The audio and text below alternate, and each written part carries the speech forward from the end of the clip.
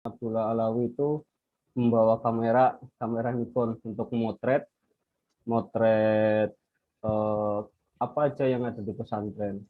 Selain memotret, beliau juga menulis apa aja yang kegiatan yang ada di sekitar pesantren. Nah, waktu itu menjadi titik awal saya mulai tertarik di dunia fotografi dan juga menulis di online.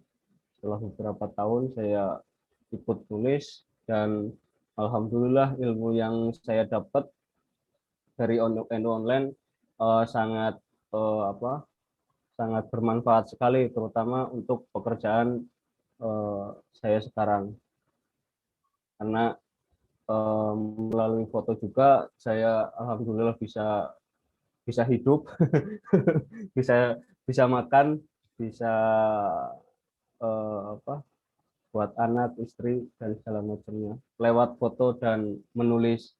Nah itu. Nah terus kalau ininya tadi saya udah share di ini ya, di Kang Kendi, mungkin nanti akan saya tampilkan. Eh, terus saya sekarang posisinya kalau jabatan di media di HR itu sebagai editor, editor dan juga keuangan ya. Eh, Selain itu, terus kalau organisasinya saya dulu pernah di PMI, kebetulan jadi ketua, dan kalau sekarang jadi ketua LTNNU Kota Banjar. Itu singkat ceritanya. Nah, terus eh, kita akan bersama-sama perkenalan soal fotografi jurnalistik, yang mana foto itu kan istilah yang digunakan oleh para fotografer adalah melukis cahaya. Jadi apa yang kita lihat, apa yang terjadi itu bisa dipotret, bisa kita lukis dengan sebuah alat atau medium yang ini berupa kamera. Kalau zaman sekarang kamera itu udah banyak ya jenisnya, mulai dari SLR, ada kamera saku, kamera pocket, ada kamera mirrorless, ada kamera prosumer, ada action cam, bahkan sekarang yang lebih ringkas lagi bisa digunakan untuk apapun itu menggunakan kamera HP itu ya. Uh, Terus perbedaannya uh, dari genre-genre fotografi itu sangat banyak sekali genrenya, uh, baik yang secara umum seperti view atau landscape. Landscape itu yang berhubungan dengan pemandangan-pemandangan, terus potret fotografi yang berhubungan dengan manusia, biasanya orang, potret wajah biasanya. Terus ada makro yang ukurannya kecil-kecil, ada street fotografi itu foto jalanan dan sebagainya. Dari berbagai jenis fotografi itu ada yang memang tidak kalah penting dan tidak kalah menarik, yaitu fotografi jurnalistik. Oke, saya akan ini ya buka di PowerPoint-nya. Tunggu sebentar, share screen.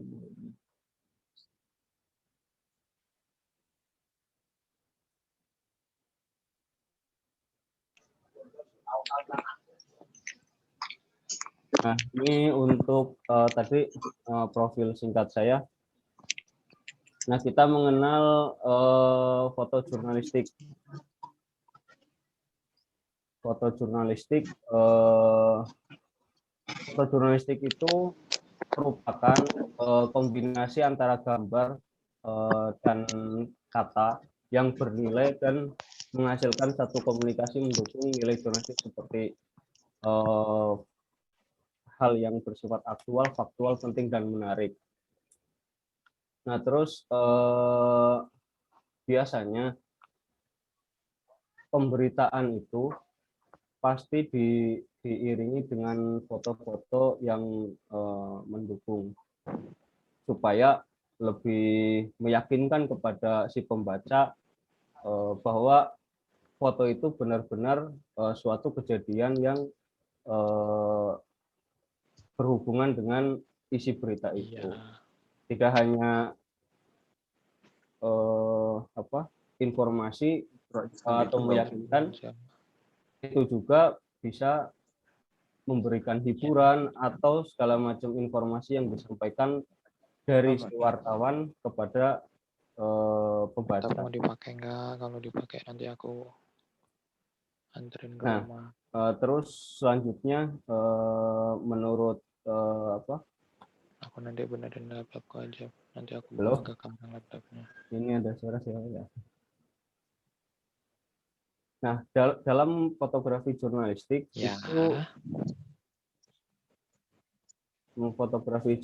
itu yang paling dipentingkan adalah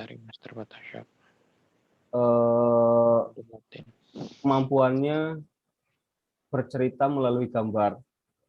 Nah, walaupun foto dituntut memberikan penggambaran melalui foto hasil jepretannya, yakni yang memang baiknya itu bagus gitu ya. Cuman yang namanya fotografi jurnalistik itu kadang tidak melulu. Emang menurut Oyang masternya bagusnya dari apa? Halo?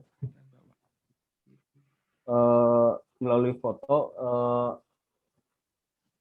jadi tidak sesuai pakem gitu. Kadang itu karena terjadi peristiwa yang memang tidak diduga-duga, biasanya seperti itu. Nah, terus ini karakter-karakternya ya. Jadi fotografi jurnalistik begitu penting untuk sebuah pemberitaan. Misalkan sekarang di NU Online pasti membutuhkan yang namanya foto untuk menambah informasi dari tulisan yang kita tulis di NU Online atau di media-media lain. Dulu pernah ada satu waktu di Amerika bahwa betapa pentingnya foto itu, salah satu media, satu edisi itu tidak melampirkan foto. Jadi yang dicetak pada hari itu tidak ada fotonya, itu hanya teks-teks aja. Nah itu kan ramai ya di masyarakat di Amerika, oh ini nggak ada foto, nggak ada fotonya. Padahal itu ingin menyampaikan sangat pentingnya foto dalam sebuah pemberitaan. Oke ya, lanjut sekarang saya cara foto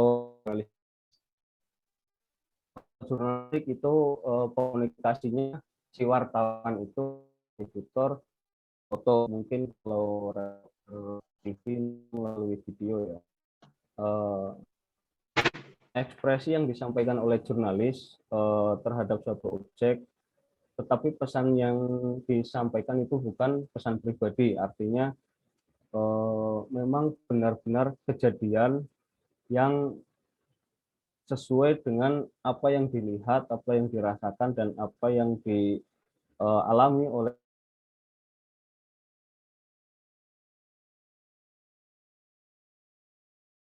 si jurnalis.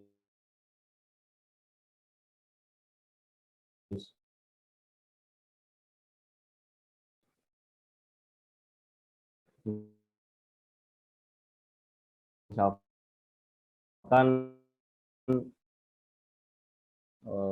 kejadian koran atau majalah, media kabel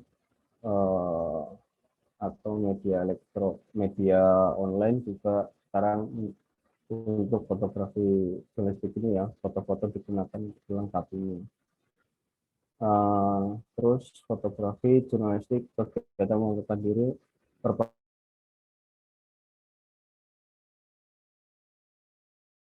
perpaduan antara foto dan, jadi foto dalam jurnalistik itu bisa diterima oleh redaksi ketika si foto itu memiliki keterangan.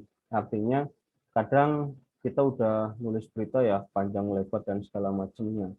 Tapi ketika foto kita yang dikirimkan asal foto aja, artinya foto kirimkan tanpa ada keterangan lebih lanjut, itu akan membuat sulit si redaktur atau editor untuk memuat keterangannya. Ini foto apa misalkan? Misalkan foto bencana yang disampaikan adalah foto orang lagi makan atau orang misalkan yang nggak relevan fotonya bencana tapi yang difoto orang lagi santai-santai dan segala macamnya. Nah itu jadi foto juga ketika dikirimkan ke redaksi itu harus ada keterangannya supaya lebih jelas. Nah terus foto jurnalistik mengacu pada manusia sebagai objek, sebagai subjek sekaligus membaca foto jurnalistik. Nah, jadi kebanyakan foto-foto yang dihasilkan itu menggambarkan kehidupan masyarakat ya dari pemberitaan, karena berita itu kekuatannya ada di narasumber, jadi foto pendukungnya ya berhubungan dengan manusia. Gitu. Nah, terus fotografi jurnalistik adalah alat komunikasi dengan banyak orang karena pesan yang disampaikan harus singkat dan harus segera diterima oleh orang yang beraneka ragam. Nah, ini sebuah pesan ya, pesan untuk masyarakat melalui foto. Jadi simpel aja, dengan sebuah foto orang bisa tahu apa yang ingin disampaikan oleh si wartawan. Jadi nggak banyak kata pun sebenarnya, hanya cukup dengan keterangan singkat itu sudah merupakan berita. Jadi kekuatan fotonya, kekuatan beritanya itu bisa jadi ada di foto, tapi dengan catatan ada keterangannya gitu. Keterangannya walaupun singkat, tapi kalau udah divisualkan, artinya sudah lengkap dalam sebuah gambarnya, dilengkapi dengan beberapa kata, itu sudah menjadi berita dari foto jurnalistik ini ya. Nah terus fotografi jurnalistik memenuhi kebutuhan penyampaian informasi pada sesama sesuai amandemen kebebasan berbicara dan pers. Nah ini kebebasan kita ya, jadi untuk memotret apapun untuk kepentingan pemberitaan. Nah ini kita ke jenis-jenis foto jurnalistik. Mungkin secara teoritisnya saya gambarkan, mungkin nanti akan lebih ininya ke ini ya, ke dialog biar lebih enak, karena secara pribadi saya tidak belajar dengan seseorang soal fotografi karena otodidak, jadi sesuai pengalaman saja ininya, kita nanti diskusinya. Jenis-jenis foto jurnalistik ini menurut Alwi tahun 2004 terdapat 9 jenis foto jurnalistik sesuai dengan WordPress Foto, yaitu badan foto jurnalistik dunia yang menjadi acuan sebagai setiap fotografer dalam mengemban tugasnya. Nah, satu spot foto, jadi foto yang dibuat dari peristiwa yang tidak terjadwal atau tidak terduga yang diambil oleh fotografer di lokasi kejadian. Misalnya kecelakaan, itu kan nggak ada yang mengharapkan kebakaran, apalagi perkelahian dan perangkan kita nggak tahu. Nah itu foto yang seketika itu masuk ya, masuk dalam kategori jurnalistik. Terus jarang terjadi menampilkan konflik ketegangan, maka foto-foto harus segera disiarkan. Jadi ketika foto itu penting dan itu langka, itu harus segera melaporkan ke redaksi dan harus disampaikan ke masyarakat. Contoh ini ada gambar seorang anggota Banser, beliau sudah sepuh, beliau jauh sekitar 10 km untuk melakukan pengamanan dari wilayah Ciamis ke Kota Banjar. Beliau menggunakan sepeda, umurnya udah 80-an tahun kalau nggak salah. Nah ini ketika itu saya lagi di jalan, saya langsung ambil aja, jepret gitu. Jepret, dan saya memang sudah kenal sama beliau, sudah kenal, dan saya memotretnya. Dan saya share ke teman-teman, dulu pernah naik di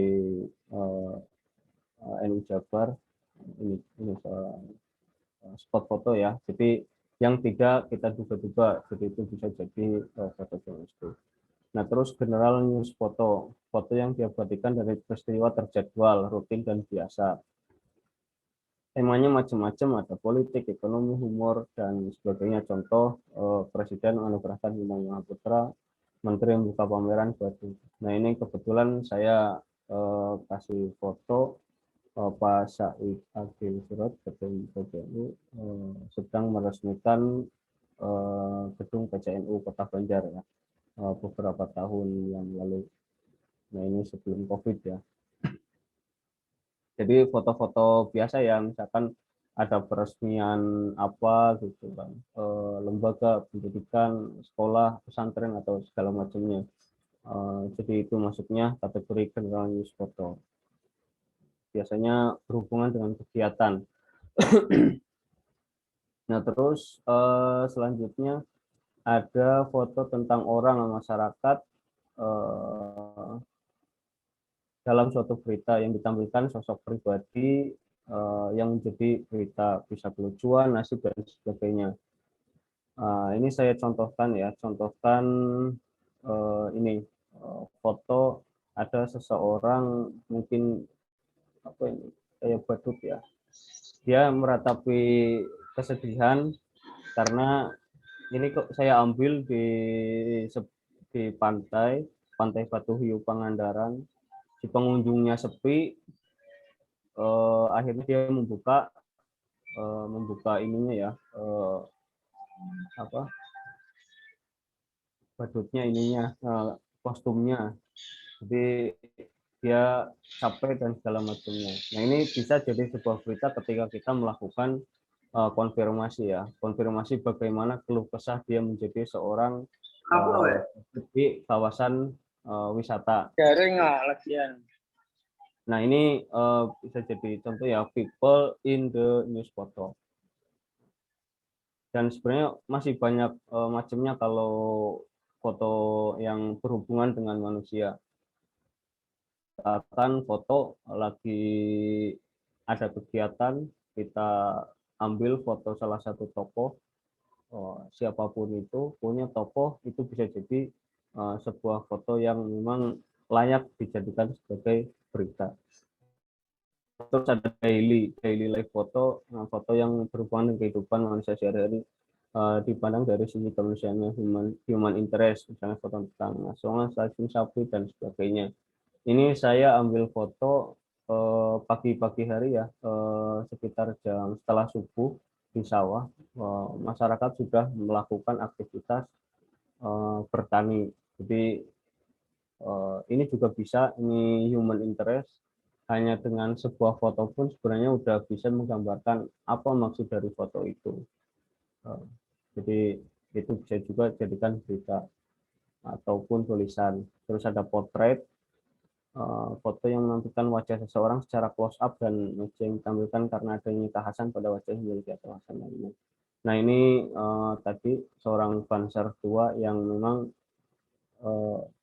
dia ciri khas, dia cukup terkenal di wilayah Ciamis dan Banjar karena sosoknya sudah sepuh dan masih semangat sampai sekarang. Gitu.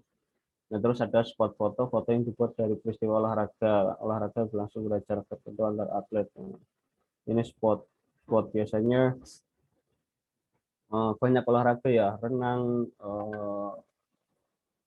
terus sepeda, balap motor, dan sebagainya.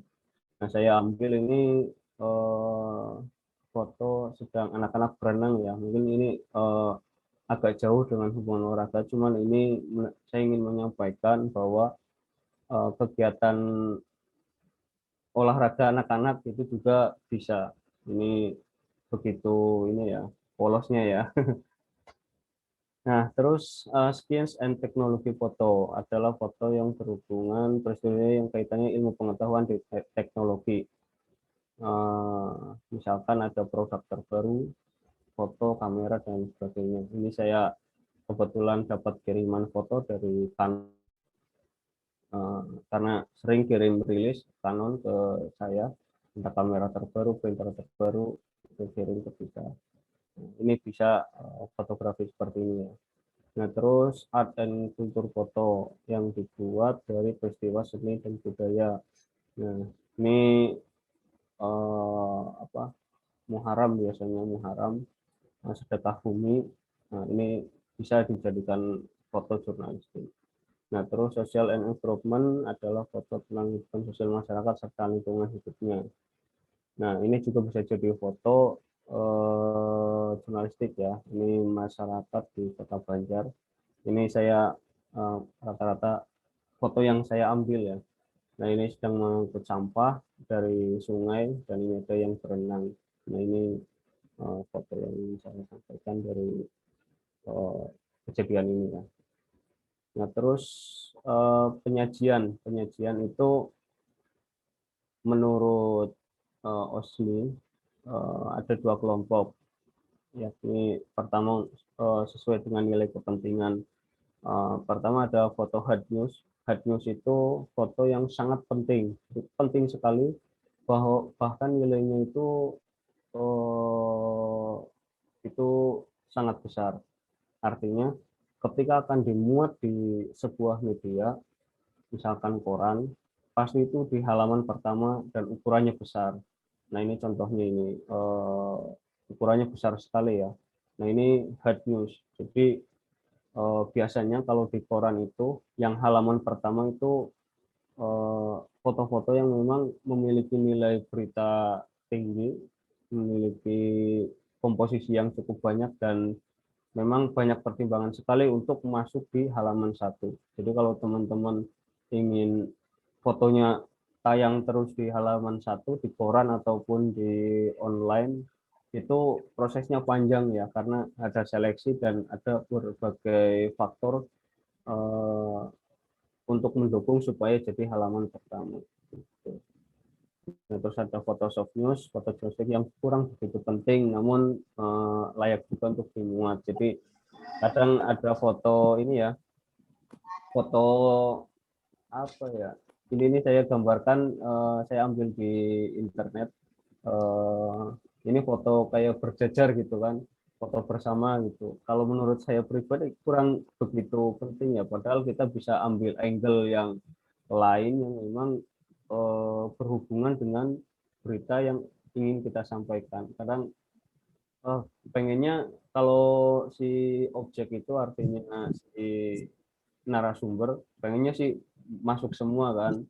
Cuman kan kadang wartawan itu punya sudut pandang sendiri ketika mengambil sebuah angle dalam berita, termasuk mengambil angle foto. Makanya saya anggap ini kurang begitu penting, tapi kalau nggak ada sama sekali, ya udah masukin aja gitu. Makanya kalau foto-foto seperti ini jarang ada yang di halaman depan, jarang sekali yang di halaman depan. Adanya paling halaman dalam, dan biasanya posisi ada di bawah atau di mana gitu. Nah, terus ada juga filter news, foto jurnalistik yang berfungsi sebagai selingan atau pengisi halaman bila tidak mungkin foto bisa juga tidak dimuat.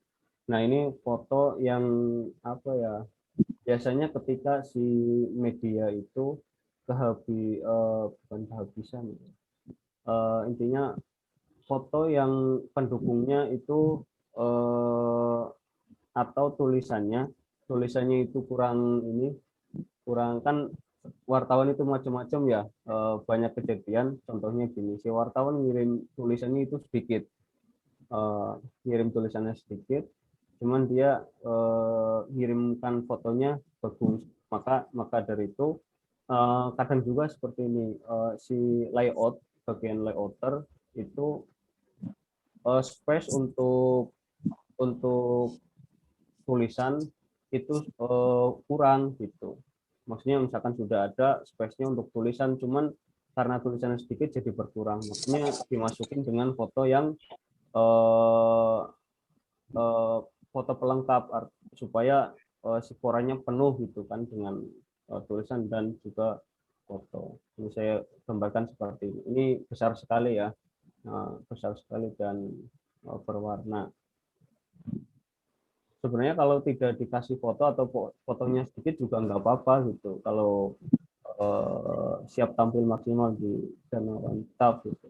Kan seperti itu ya ininya dari lihat contohnya. Nah, terus penyajian tadi masalah nilai kepentingan, sekarang penyajian. Penyajiannya itu ada spot news atau foto berita, sebuah foto merekam kejadian peristiwa saat yang sangat singkat, tidak berulang. Biasanya foto tunggal yang berdiri sendiri menyajikan suatu peristiwa. Nah, terus foto isai, serangkaian foto yang menggunakan aspek dari suatu masalah yang dikupas secara mendalam. Foto sequence atau ini selanjutnya sequence, serangkaian foto yang menunjukkan kejadian secara mendetail beruntun kronologis kejadian peristiwa dalam selisih waktu yang amat singkat. Nah, terus fitur fotograf adalah foto kehidupan sehari-hari. Nah, ini saya gambarkan sebuah foto yang memang dulu pernah juara ini. Saya lupa fotografernya. Cuman ini asli foto, bukan editan atau hasil rekayasa ya. Ini foto asli. Ini kalau kita lihat aja udah kayak bingung gitu kan, bingung, memiliki banyak makna. Nah ini nih. Jadi foto ini sangat luar biasa sekali, dulu pernah juara foto ini. Nah itu ya. Jadi penyajiannya itu foto biasanya kalau disajikan ke si pembaca itu yang pertimbangannya yang relevan dengan kejadiannya gitu. Oke. Nah, terus ini nih. Syarat-syarat foto jurnalistik yang pertama informatif. Jelas foto yang disampaikan itu harus informatif dan bisa diketahui oleh banyak orang, mempunyai sisi manfaat. Kalau fotonya nggak punya value atau nilai berita, ya buat apa gitu kan. Biasanya kalau si redaktur atau redaksi, ketika si wartawan eh, beritanya beritanya ada, cuman fotonya nggak relevan, biasanya marah-marah gitu. Kayak saya sering kayak gitu ke wartawan ketika tidak sesuai dengan harapan. Jadi harus informatif. Ya, supaya nyambung antara tulisan dan foto, terus nyambung. Nah, terus hangat nih. Hangat, jadi foto itu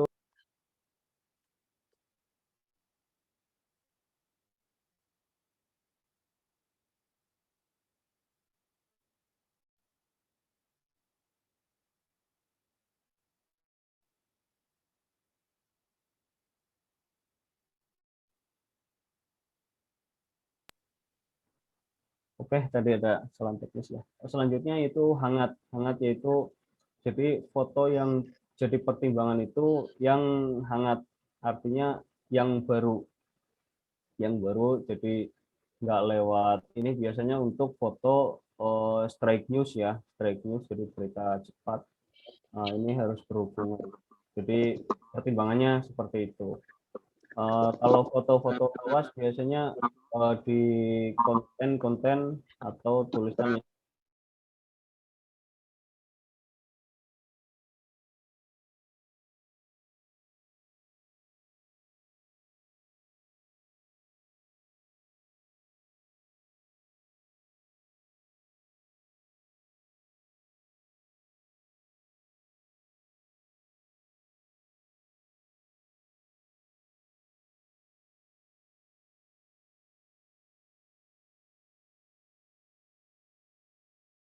itu tidak terlalu ekstrim, hanya seperlunya saja, termasuk juga dalam hal pemotongan gambar atau cropping. Itu juga sebagai batasan-batasannya ya. Kalau yang lainnya misalkan mengubah wajah atau jerawatnya hilang dan segala macam, itu tidak diperbolehkan. Nah, ini bedanya fotografi jurnalistik dengan yang lain. Meski ada yang banyak fotografi-fotografi yang memang tidak genre yang tidak melibatkan proses editing, dan dia lebih mengedepankan pada komposisi pada saat mengambil objek ya. Nah, terus selanjutnya relevan. Nah, ini tentu saja jadi hal yang tidak kalah penting, bahwa antara tulisan berita dengan foto itu harus relevan. Jadi sesuai. Kadang karena kita ini biasanya kejadian seperti ini yang tidak relevan. Ketika seorang wartawan itu tidak ke lapangan, dia hanya minta dari misalkan petugas yang ada di lapangan, misalkan petugas kepolisian, TNI, pemerintah desa yang memang tidak memiliki skill atau kemampuan dalam bidang fotografi. Jadi hanya Pak, saya minta fotonya dong gitu, saya tulisannya udah ada gitu. Jadi ketika dikirim redaksi itu kadang dinilai lagi kan. Nah, itu sering terjadi seperti itu karena tidak sesuai dengan harapan. Yang difoto sama yang dikirim foto sama misalkan perangkat desa, fotonya foto selfie, sedangkan beritanya foto kegiatan gitu. Jadi kurang relevan. Jadi sebisa mungkin fotonya harus relevan. Makanya kalau ada kejadian kita harus sebisa mungkin ke lapangan, ataupun ketika kita mendapatkan foto yang haknya itu sudah diberikan keleluasan kepada kita, itu juga harus yang sesuai. Kita bisa pilih misalnya dengan kirimkan dong fotonya yang banyak gitu. Jangan cuma satu, kalau satu bingung nanti pilihannya. Nah itu ya. Nah terus selanjutnya ini ada gemak penentuan foto. Rumah kebakaran, maka fotonya bukan di halaman muka, tapi jika kejadian itu terjadi korban seperti agak bencana alam dahsyat, gemanya bukan sekitar lokal tapi lebih nasional, voting like jadi porsi alam. Nah ini mungkin untuk pertimbangan di redaksi ya. Jadi untuk pemilihan foto mana yang lebih bagus, itu yang bisa memiliki nilai lokal, memiliki nilai nasional atau internasional. Jadi itu nanti dipilih. Jadi kejadian-kejadian yang kita rekam, yang kita foto, itu memiliki nilai berita skala apa gitu. Misalkan skalanya skala lokal. Biasanya itu nggak terlalu di ini ya sama redaksi. Tapi kalau beritanya langka dan jarang, dan itu bisa sampai internasional, nah itu pasti layak ya untuk ini. Nah terus untuk misi selanjutnya, tujuan atau target penguatan foto ihwal bencana alam yang tentu menyentuh sentuh kemanusiaan. Jadi ini si wartawan itu bisa menyampaikan apa yang ia lihat, apa yang ia dengar, dan apa yang ia rasakan melalui sebuah foto. Jadi si wartawan juga memiliki kepentingan ya, artinya kepentingan untuk pemberitaan, bukan hal lain. Jadi yang ingin disampaikan melalui fotonya apanya, misalkan ada bencana alam, ada orang menangis atau ada orang sedang menelpon sambil menggendong anaknya. Nah itu bisa jadi sebuah foto yang memang bisa menyentuh orang lain supaya tergerak bisa membantu. Nah ini banyak contoh-contohnya yang bisa kita cari di internet ya. Nah terus mengunggah kemauan mereka yang mengubah apa yang secara masyarakat dianggap brengsek. Nah ini biasanya foto investigasi biasanya. Jadi kalau masyarakat misalkan menganggap suatu tempat itu keramat atau apa segala macam, nah kita bisa menyampaikan, bisa mengulasnya dengan sebuah tulisan dan ditambahkan sebuah foto yang memang relevan, dan untuk menunjukkan misalkan di tempat lokalisasi ada sebuah masjid, terus ada orang yang sedang sholat, ada orang yang intinya melakukan ibadah di situ. Nah itu bisa jadi mengubah persepsi banyak orang gitu. Ternyata masih ada harapan gitu di tempat-tempat seperti itu. Nah, terus selanjutnya otentik, disebut disebut lazim juga disebut tingkat kesulitan dalam proses pemotretan. Hal ini ada dua pengetahuan untuk subjeknya sendiri, hanya 5 kotak pasangan yang dapat, dan kedua mesti ada 10 kotak untuk subjek sama, tapi hanya satu. Nah ini nih masalah otentik. Jadi biasanya ini ketika ada satu kejadian, nah terus si wartawan itu memotret. Nah si wartawan itu tidak hanya dia saja, ternyata ada wartawan lain yang memang memotret. Nah kadang si angle-nya itu kadang ada yang tidak jauh berbeda ketika senangnya cuman nampal ngumpul satu sama lain. Makanya biasanya fotonya tidak jauh beda, dan ini siapa yang pertama, ini siapa yang motret, kok karyanya sama aja, misalkan di media A, B, C, D fotonya hampir sama gitu. Nah terus yang paling otentik itu yang mana? Nah ini cukup ini ya, ketika semuanya motret is oke, itu nggak masalah gitu. Tapi yang repotnya itu ketika satu wartawan dengan wartawan yang lain saling berbagi saling berbagi foto tanpa ada proses misalkan perizinan si pemotret yang awal, itu cukup repot. Nah ini makanya untuk membuat foto yang otentik itu cukup sulit ya, artinya cukup sulit. Kita perlu proses panjang, kita melakukan wawancara, melakukan peliputan dengan ya hasil kita riset dan segala macamnya gitu. Makanya itu prosesnya panjang. Kalau kita fotonya nggak otentik, misalkan dikasih orang, kita ambil dari internet atau segala macamnya, itu biasanya akan jadi pertimbangan lagi sama redaksi. Nah, terus selanjutnya atraktif, menyangkut sosok grafis sebuah foto yang tersaji secara bibit atau mencekam, peran tidak hambar, dan di bagian ada peran editing simulasi pengulusan itu foto. Nah, ini biasanya ada ini ya,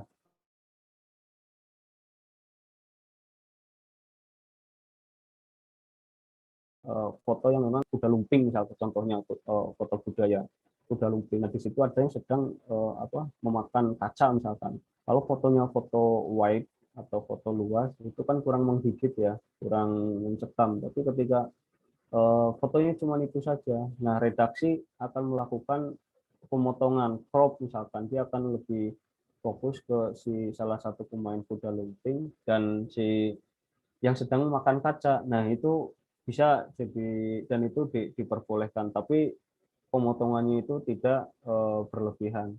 Nah ini bisa, ataupun contoh-contoh yang lain. Nah terus nah ini ya, ini masih hampir sama. Jadi bagaimana sebuah foto tunggal dapat dinilai. Nah ini sama dengan apa dari prinsip fotografi jurnalistik, yaitu memiliki kesegaran, jadi harus fresh, hangat.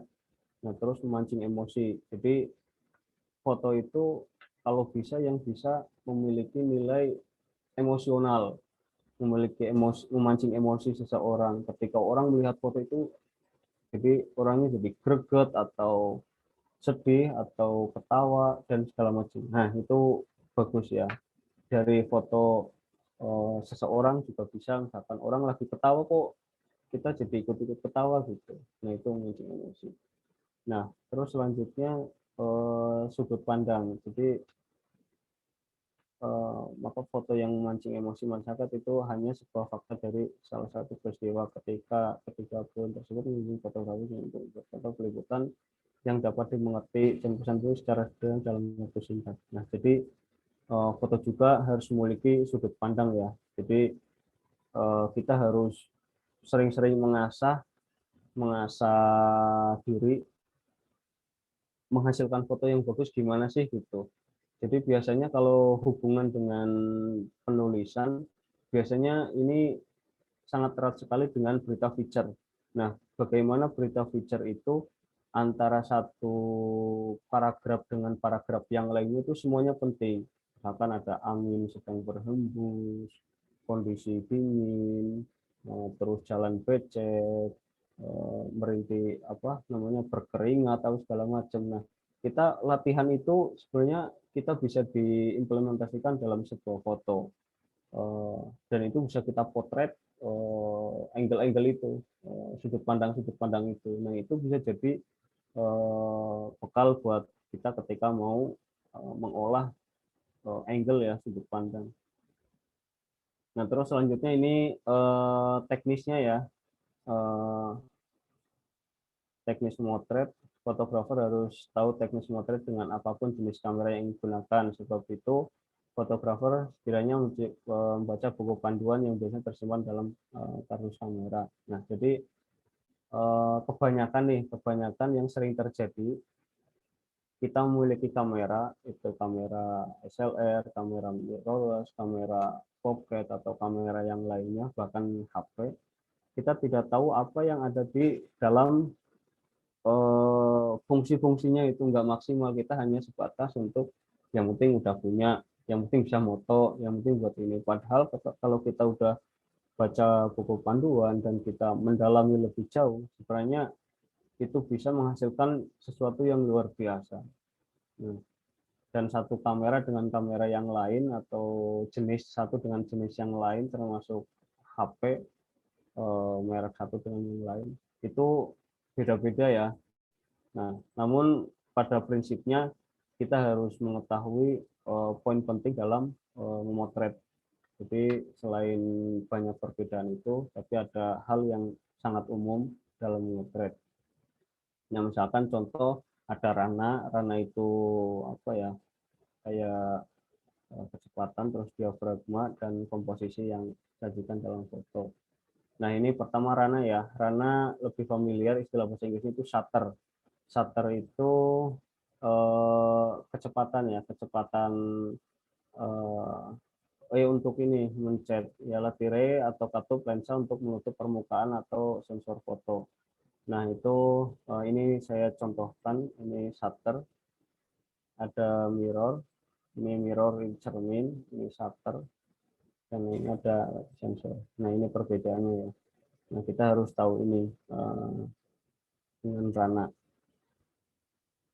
Nah, terus selanjutnya ada diafragma. Diafragma itu biasanya kalau di lens kamera kamera SLR itu akan kelihatan ketika kita buka, kalau terutama yang manual itu akan ini diafragma itu bukaan ya, bukaan lensanya itu mau ukuran 1,4, 2, 2,8, 4, dan sebagainya.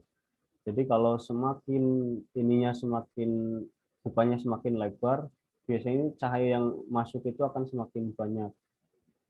Begitu juga ketika semakin kecil bukaannya, itu akan semakin gelap. Tapi ada yang meyakini bahwa ketika bukaannya semakin kecil, maka tingkat ketajamannya itu semakin bagus, semakin ini ya. Cuman kadang ini terkendala ketika memotret kameranya bergoyang, maka hasilnya juga akan blur gitu. Nah, biasanya kalau yang ukuran diafragmanya ini angkanya besar, kalau semakin angkanya besar, maka bukannya semakin kecil. Nah, kalau angkanya semakin kecil, bukannya semakin besar. Nah, jadi kalau kita pas dalam mengatur diafragma atau bukannya, pasti itu hasilnya bagus ya. Nah, ini perlu dipelajari banyak ini, referensinya di Google, di YouTube juga banyak. Tidak hanya SLR ya, di HP juga ada, misalkan merek apapun pasti ada ininya, ada F-nya. F-nya berapa kameranya, itu kita bisa lihat dari HP masing-masing gitu.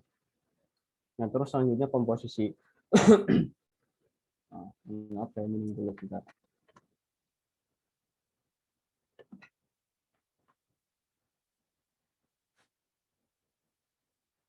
Nah, komposisi dalam sebuah foto itu sangat penting ya, karena itu akan memperkuat dari apa yang kita sampaikan. Biasanya kalau komposisi klasik mempunyai point interest yang kuat atau subjek utama yang langsung menarik perhatian. Jadi ketika kita mau moto misalkan orang sedang buang sampah, tapi kita justru yang jelasnya itu di sampahnya bukan di orangnya gitu. Jadi yang orangnya justru blur, di sampahnya jelas. Nah itu sih sesuai dengan apa yang kita sampaikan. Tapi kalau kita ininya pengen moto si orang yang buang sampah, tapi malah yang sampahnya yang jelas, berarti kan itu tidak sesuai harapan. Jadi point of interest-nya itu harus kuat ya. Bahkan ada kerumunan banyak orang misalkan pengajian, berarti atau lagi salaman. Nah kita mau foto si tokoh misalkan Pak Kiai Said lagi salaman sama atau Banser atau siapapun. Nah kita fokus ke Pak Kiai Said. Yang lain eh, bisa hanya sebagai apa ya, hiasan lah istilahnya. Eh, tapi untuk objek utamanya itu. Nah itu ya, itu sangat penting sekali. Terus posisi jadi bagian dari elemen lain, kontras dalam warna dan sekelilingnya. Nah, terus ada warna. Warna juga sangat penting ya dalam komposisi. Selain dari penempatan tadi, point of interest-nya itu, warna juga sangat penting karena ketika kita motret dalam kondisi tertentu, misalkan pada sore hari, itu biasanya menghasilkan foto siluet ya, atau foto gelap. Walaupun background-nya itu berwarna misalkan mega. Nah itu kita harus tahu, misalkan ketika lagi memotret sore-sore, misalkan motret kegiatan sore-sore, nah itu ini harus gimana supaya warnanya tetap muncul dan hasilnya tidak tidak kabur ya. Jadi kita harus mengetahui itu komposisi warna. Nah terus arah cahaya. Nah ini sebagaimana saya sampaikan di awal bahwa memotret atau eh, moto itu sama halnya dengan memotret melukis cahaya. Nah, betapa pentingnya cahaya karena dalam memotret kalau kita tidak ada cahaya itu nggak akan kelihatan apa-apa. Misalkan kita menutup mata, otomatis kita nggak melihat apa-apa, termasuk juga memotret. Jadi ketika memotret itu harus kita melihat arah matahari itu di mana, apakah di timur atau sedang di barat. Nah itu, misalkan sedang jam 12 berarti sedang panas-panasnya, berarti nanti harusnya gimana gitu kan. Nah itu kita harus tahu cahaya. Makanya ada yang khusus mempelajari cahaya untuk fotografi yang cahaya pencahayaan supaya lebih bagus hasilnya. Gitu. Nah terus ada tip of foil, ini ruang tajam. Jadi kalau motret itu sangat diperlukan itu dove-nya ya, tip of foil atau ketajaman dari si si objek ataupun hasilnya. Jadi ini berhubungan sekali dengan tadi diafragma, bukanya berapa dan segala macam itu akan menentukan dove-nya. Termasuk juga jaraknya. Ketika jaraknya jauh, kita mau motret yang jauhnya 1 kilo misalkan pemandangan, itu gimana supaya si objek itu jelas. Nah, ini kita harus ingat sama dove ini bahwa harus jelas mana yang jadi background, mana yang jadi foregroundnya. Nah, itu ya. Nah, terus selanjutnya shutter speed kecepatan. Nah, ini berhubungan sekali dengan ketika orang memotret memotret objek itu kan macam-macam objeknya. Misalkan objek diam, shutter speed-nya kita bisa di long atau diperpanjang. Misalkan moto orang sedang jalan atau orang naik motor dan segala macamnya, atau sekalipun pesawat jet itu bisa kita foto dengan permainan di shutter speed ini. Ketika semakin cepat, itu otomatis pembekuannya juga semakin bagus. Misalkan ke objek, kalau motor jalan kita shutternya dengan kecepatan tertentu, maka bisa menghasilkan misalkan foto panning gitu. Misalkan kecepatannya panjang, ketika motret malam hari kita bisa motret bintang, terus kita bisa motret light trail dan segala macamnya. Nah itu nanti bisalah sama teman-teman dipelajari lebih lanjut, karena kita lebih ke banyak diskusi aja. Terus selanjutnya bentuk. Nah ini juga penting, bentuk visualnya ya. Jadi kalau kita motret seseorang, kita juga harus melihat nih ukurannya, tata letaknya, bentuknya. Apakah misalkan kita motret hanya misalkan kepalanya aja gitu kan, kepalanya aja itu kan kurang ini ya, kurang eh, kayak seolah kurang bagus itu, misalkan badannya mana. Nah itu nanti ada masalah cropping ya, bagaimana cropping yang benar, memotong foto yang benar. Nah ini salah satu yang sangat penting, perlu diperhatikan. Kadang orang sedang menunjuk tapi atau tangannya hilang atau kakinya hilang. Nah itu banyak kejadian yang seperti itu. Dan bentuk-bentuk yang lain atau objeknya itu kita bisa perdalam lagi ketika kita sering melakukan pemotretan. Karena walaupun seahli apapun, ketika udah cara motret pasti fotonya juga akan semakin berkurang dari nilainya, value-nya itu. Tapi kalau sering pasti dia akan lebih mengasah dan yang disampaikan melalui foto itu lebih bagus. Nah, terus selanjutnya garis, fotografer yang kreatif menggunakan garis dalam fotonya. Nah, ini nanti nah ini contohnya ya. Nah, ini potret ini ya, Pak Jokowi mau dikasih surban sama salah satu pengasuh pesantren di Al Azhar waktu mulas dulu. Nah, ini ini bisa jadi foto penting ya, foto bagus karena ini peristiwa langka. Dan biasanya untuk memotret ini berdesak-desakan, dan untuk bisa memotret presiden itu sulitnya minta ampun. Apalagi kalau wartawan itu harus izin dulu ke biro biro pers ya, biro pers kepresidenan. Dulu saya pas motret kalau Pak Jokowi, kebetulan saya udah bisa artinya udah siap di tempat tertentu. Tapi kalau Pak JK dulu saya pernah disikut sama pas pampres. Nah itu kejadian memilukan. Padahal udah nunggu lama-lama, udah izin segala macamnya.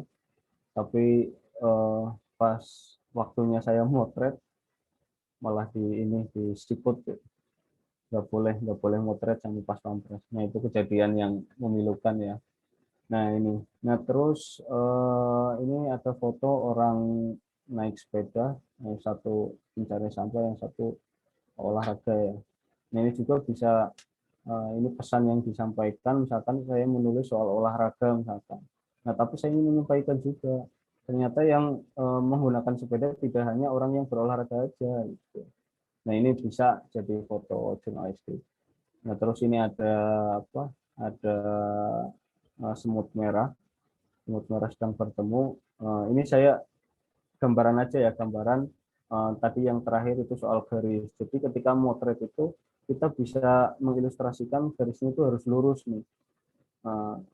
Garis bayangan lah, garis ini imajiner. Nah ini kan garis lurus. Nah termasuk juga ini ada foto upacara ini upacara Hari Santri kalau nggak salah dulu ini. Nah kita bisa lihat nih garisnya. Nih garisnya kan lurus ya di tengah nih, yang sejajar. Nah ini kita bisa dihitung, bisa dilihat bahwa motornya tuh harus memiliki banyak komposisi. Nah, komposisinya ini selain ini santri yang sedang melihat pengibaran bendera, benderanya juga kalau bisa ketika upacara sedang berkibar, bendera NU-nya berkibar, misalkan ini karena yayasan juga bendera yayasannya sedang berkibar. Jadi waktu itu ini kan posisi jam 10 ya, jam 10-an. Saya juga harus menunggu nih kapan momen ada angin lewat, jadi supaya menghasilkan fotonya apa pas gitu loh. Jadi butuh proses, gitu. Nggak hanya sebatas jepret, jepret, jepret gitu, tapi memiliki makna gitu. Oh, ini contoh-contohnya ya. Nah, terus etika nih, ini yang cukup penting, etika jurnalistik, foto jurnalistik. Secara umum sudah diatur dalam National Press Photographers Association Code of Ethics. Jadi sudah ada yang ngatur etika jurnalistiknya ya, foto jurnalistik. Jadi poin-poin ini penting untuk diingat menjaga kredibilitas integritas seorang wartawan fotografer jurnalistik. Nah, yang pertama etikanya itu harus akurat dan komprehensif. Jadi foto yang diambil seorang fotografer harus sesuai dengan berita dan mampu merepresentasi subjek dengan baik. Foto tersebut tidak boleh dimanipulasi atau ditampilkan sejujurnya. Nah, seperti di awal bahwa kelebihan fotografi jurnalistik itu akurat ya, akurat dan jujur. Artinya dia fotonya itu harus disampaikan secara apa adanya, tidak ada yang dikurangi atau dilebih-lebihkan, dan hanya ada batasan-batasan tertentu untuk mungkin menambahkan break atau kecerahan, kontras, paling hanya sebatas itu. Terus cropping juga sedikit. Nah, terus selanjutnya ada harus lengkap, seorang fotografer harus mampu memotret dan merekam subjek sesuai dengan konteks secara lengkap, sehingga dapat menyampaikan cerita dengan jelas foto yang ditampilkan. Nah, ini misalkan ketika ada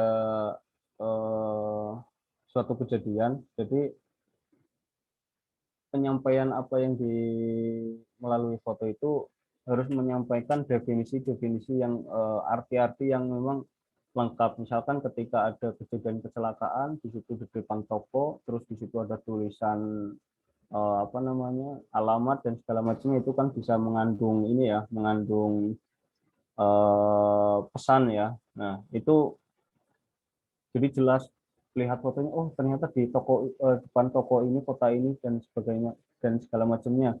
Nah, itu bisa memiliki nilai tersendiri. Nah, itu harus lengkap ya, jangan sampai foto di tengah hutan terus kita dalam captionnya itu keterangannya kita tidak membubuhkan keterangan yang lengkap. Jadi ketika menulis keterangan foto ketika dikirim ke redaksi itu jelas ya, misalkan kejadiannya apa, tanggalnya kapan, terus pokoknya harus disampaikan secara singkat dan padat pada keterangan foto. Nah, itu yang harus dipatuhi sama fotografer. Nah, terus hindari stereotip, tidak boleh mengandung stereotip baik individu ataupun kelompok untuk menghindari efek bias dari diri sendiri saat terus mengambil foto. Nah, ini kita juga harus perhatikan ini, jangan sampai foto yang ini mengandung hal-hal lain yang tidak berhubungan dengan berita. Artinya misalkan seharusnya menjelekkan orang lain atau gimana, itu kita harus perhatikan ini. Perlakukan subjek dengan hormat. Nah, jadi ketika kita meminta izin foto ke narasumber, kita juga harus baiknya minta izin dulu ya, minta izin dulu kalau memang itu khusus ya. Tapi kalau pejabat publik kita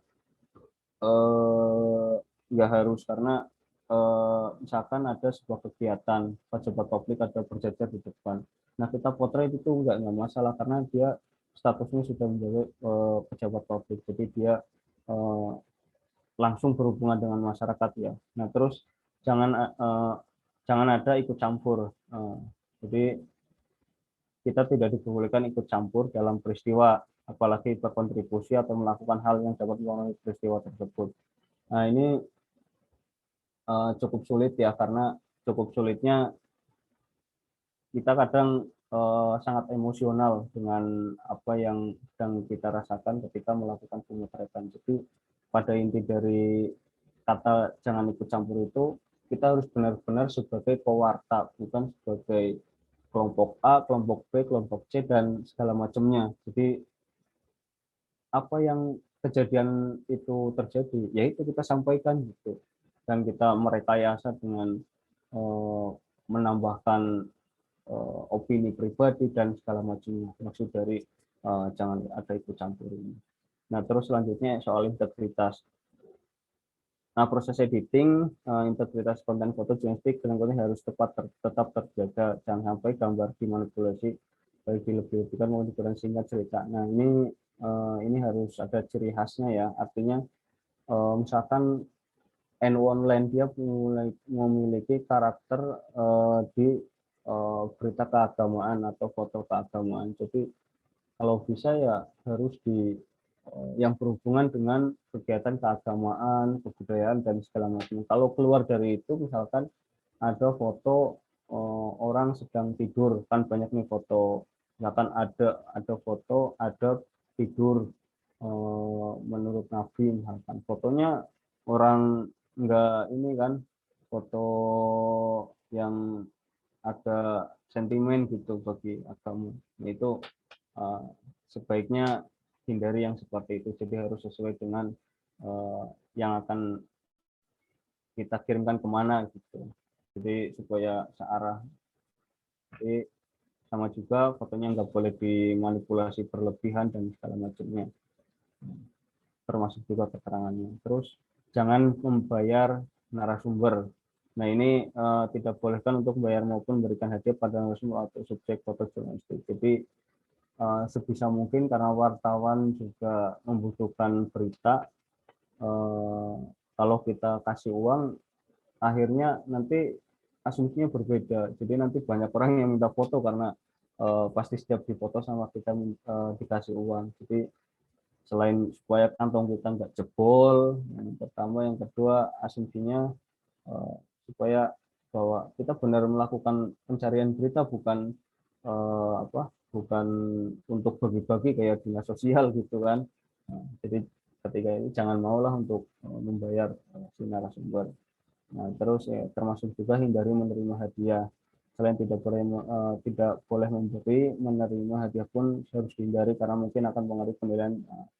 Nah, ini yang jadi apa ya? Jadi hal yang menarik mungkin di teman-teman wartawan. Kita memberi juga nggak boleh, menerima juga nggak boleh itu. Nah, tapi kan ini kita harus lihat nih catatannya. Karena mungkin akan mempengaruhi penilaianmu terhadap suatu fenomena. Jadi ketika kita dibayar, beritanya berbeda, fotonya berbeda. Nah, itu yang nggak boleh. Tapi ketika kita jujur apa adanya, tapi kita ini menurut pandangan saya ya, ketika ada yang kasih, tapi itu tidak mengubah konteks beritanya, tidak mengubah nilai berita atau isi beritanya, termasuk fotonya, itu nggak masalah. Tapi kalau mempengaruhi, nah ini yang nggak boleh itu, seperti itu. Yang 9, jangan sabotase orang lain dengan sengaja. Jangan melakukan hal yang bisa merugikan orang lain, punya sesama wartawan. Nah ini jangan sampai merugikan orang lain ya, terutama sesama wartawan. Nah ini yang terakhir ya, fotografi jurnalistik itu seperti yang disampaikan oleh Arba'in Rambe, salah satu ini di redaksi Kompas, memotret hari ini, misalkan kita motret kondisi kegiatan, misalkan kegiatan KNU-an atau segala macam. Mungkin hari itu nggak begitu penting-penting amat, bahkan nggak mempunyai nilai berita. Tapi 10 tahun kemudian, 20 tahun kemudian, foto itu bisa menjadi sebuah memiliki nilai berita. Jadi betapa pentingnya foto untuk teman-teman ketika motret. Kalau saya anjurkan nggak usah dihapus gitu, disimpan dulu baik di hard disk atau di cloud gitu. Karena foto yang dihasilkan pada waktu itu belum tentu kita nilai penting-penting amat gitu. Tapi suatu saat 10 tahun yang akan datang, 20 tahun, foto itu akan menjadi sebuah sejarah. Nah, itu. Jadi bahkan bisa memiliki nilai berita. Nanti ketika kita disuruh menceritakan, banyak cerita yang disampaikan dari foto itu. Oke, itu saja mungkin penyampaian dari saya. Kita akan diskusi aja dengan teman-teman. Silakan pada moderator untuk mengkombinasi Ya, pertanyaan. terima kasih kepada Mas Hafid yang kami ucapkan atas pemaparan materinya terkait dengan kode etiknya, momentum dan juga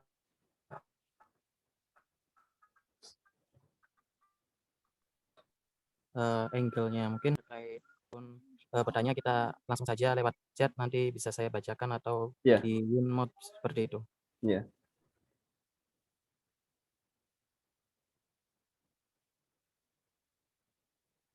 Mungkin ada sedikit ini Mas, pertanyaan dari saya terkait dengan fotografi jurnalistik. Ya. Bagaimana ini mengambil angle pada saat kita memotret di keributan seperti demo dan lain sebagainya, dan juga unsur 5W1H itu nanti termuat di dalam teks fotonya itu. Itu Mas. Oh, jadi ambil angle-nya seperti apa gitu ya? Iya. Oh iya. Jadi kalau sebenarnya kan ini sering terjadi atau sering jadi pembahasan ketika ada sebuah kejadian, ada keributan, kecelakaan, ada hal bencana. Apakah kita motret dulu atau kita ikut bantu dulu, misalkan ada keributan kita mau melerai dulu atau motret dulu gitu kan. Nah, itu karena kejadian itu tidak bisa terulang, tidak bisa terulang, maka kesempatan kita itu yang mengeluarkan alat kita. Artinya ketika yang tidak boleh itu memotret terus menerus ketika dalam sebuah kejadian gitu loh. Misalkan kecelakaan, kita ambil aja satu satu potret dengan langsung angle yang ini, kita untuk mengamankan situasi dulu, mengamankan pekerjaan kita. Artinya profesi kita ambil ini karena momen itu nggak bakal terulang kembali kalau itu ya. Jadi ambil dulu ini mana yang menariknya, ambil dulu, setelah itu baru kita bantu gitu. Nah, kalau untuk angle-nya itu nih, dalam sebuah berita kuncinya kan gini, kalau ada kecelakaan ya, misalkan ada keributan. Nah, keributannya itu misalkan di sebuah mall atau di mana gitu kan. Nah, yang paling menonjol itu mana? Nah, itu yang kita ambil. Itu yang kita ambil angle-nya, misalkan ada ketika orang memukul atau ketika orang sedang melerai. Misalkan memukul itu terlalu keras ya, ya sedang melerai minimalnya pada saat ini ya terjadi keributan itu. Termasuk kecelakaan yang berkaitan dengan darah itu tidak diperbolehkan, apalagi kalau di media online itu sama Facebook pasti hilang, sama Google juga ini, walaupun masih ada saja kejadian-kejadian yang berhubungan dengan darah itu tayang. Nah, itu kita ambil banyak ini ya, banyak angle yang harus kita ambil sesuai dengan berita apa yang mau kita angkat gitu. Jadi kalau kita misalkan ada patokan, yang jelas patokannya nggak ada untuk angle-nya, tapi menyesuaikan kita ketika nulis itu angle-nya apa. Nah, itu yang harus kita tonjolkan juga di foto gitu, Mas.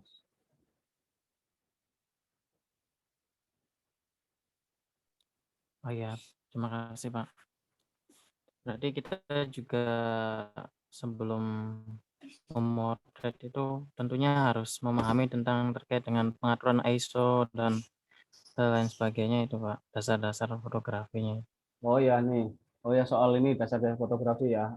Jadi mungkin kalau SLR mungkin nggak semuanya ada ya, nggak semuanya ada. Terus selain terbatas dengan apa berat kita kan nggak tahu nih ada kejadian apa. Nah, kita kebetulan nggak bawa SLR atau nggak bawa perangkat kamera, yang ada hanya handphone. Nah, kita lebih ke memaksimalkan handphone aja.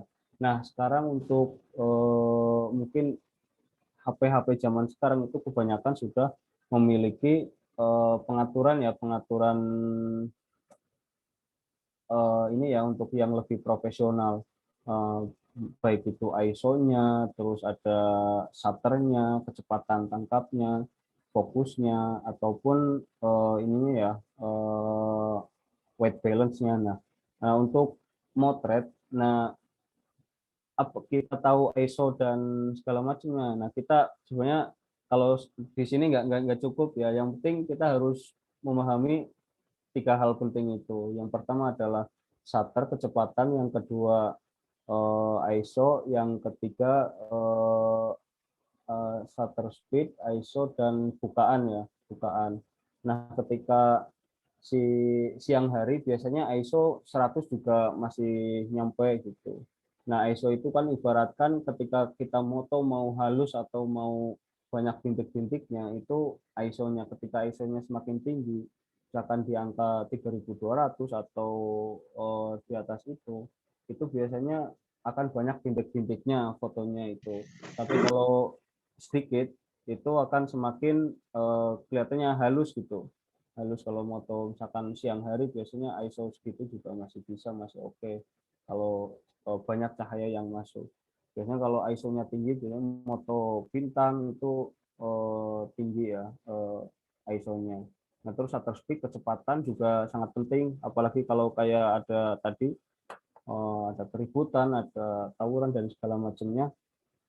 Nah, itu perlu dengan kecepatan yang shutter yang tinggi ya. Misalkan di bawah 1 detik, misalkan 1/berapa, 1/2000, 1 berapa. Nah, itu kita harus lihat juga. Terus bukaan, nah bukaan juga sangat berpengaruh terhadap hasil foto kita. Apakah fotonya mau ada yang misalkan yang kerennya itu ada bokehnya atau segala macamnya, itu tergantung. Jadi segitiga ini harus kita pahami ya.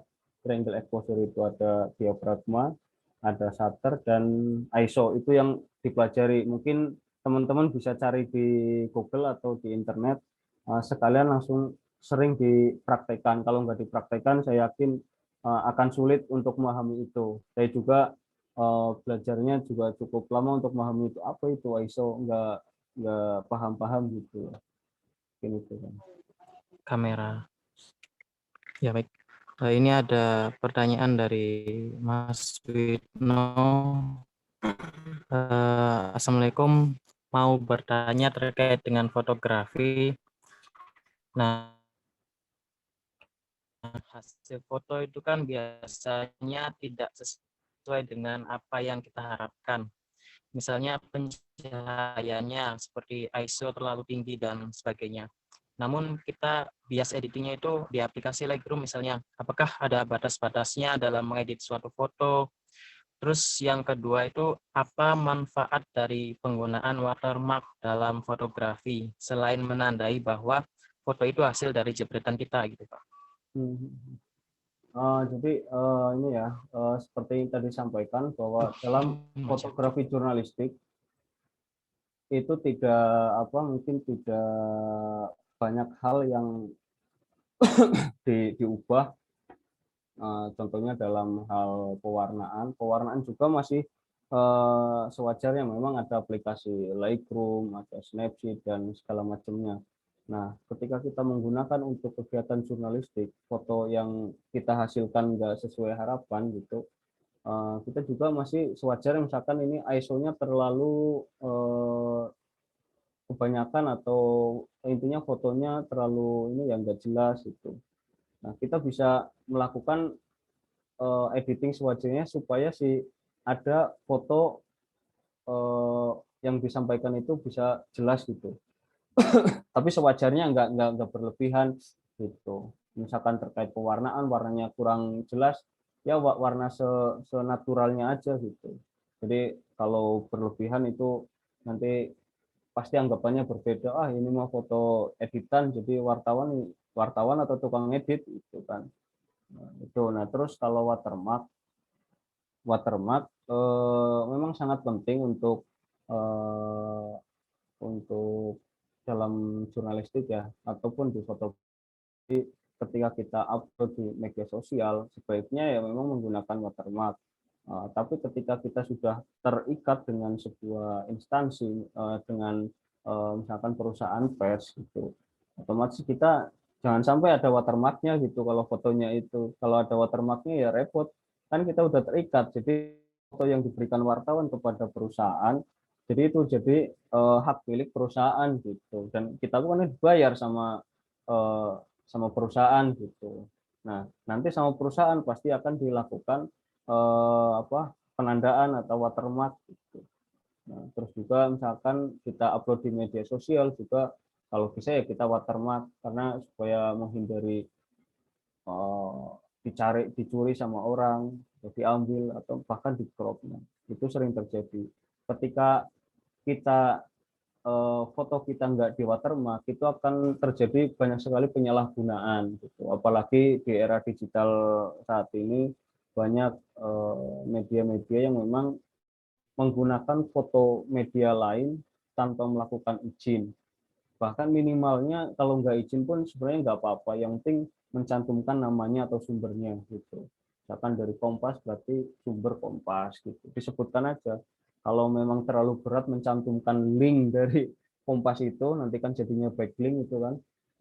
Ya minimalnya menuliskan sumbernya gitu, di caption ataupun di syukur di fotonya gitu.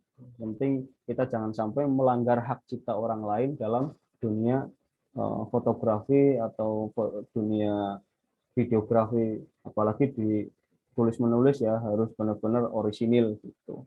Mungkin itu. Baik, terima kasih. Apakah ada tanggapan dari Mas Witno? Kesempatan kali ini juga seluruh tamu undangan yang kami hormati. Demikianlah rangkaian acara sosialisasi 4 pilar kebangsaan workshop Pancasila di Rumahku oleh anggota MPR RI yang selanjutnya kami informasikan juga kepada para peserta workshop. Kita akan jeda dulu.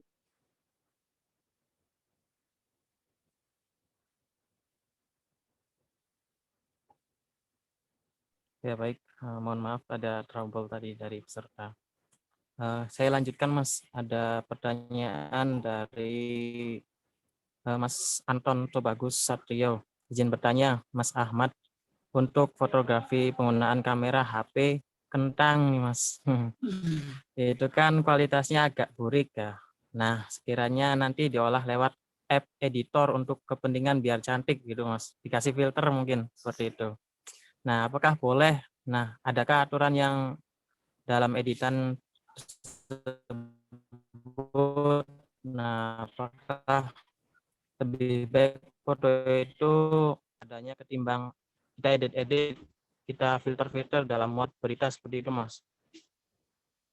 Oke, terima kasih ya. Jadi kembali ke prinsip utama dari foto jurnalistik, yaitu soal kejujuran ya. Kejujuran, jadi foto itu memang harus apa adanya.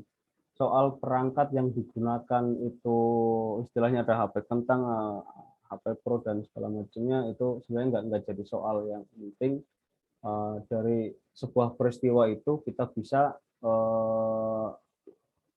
merekamnya gitu loh, menyampaikan dengan sebuah tulisan dan juga foto.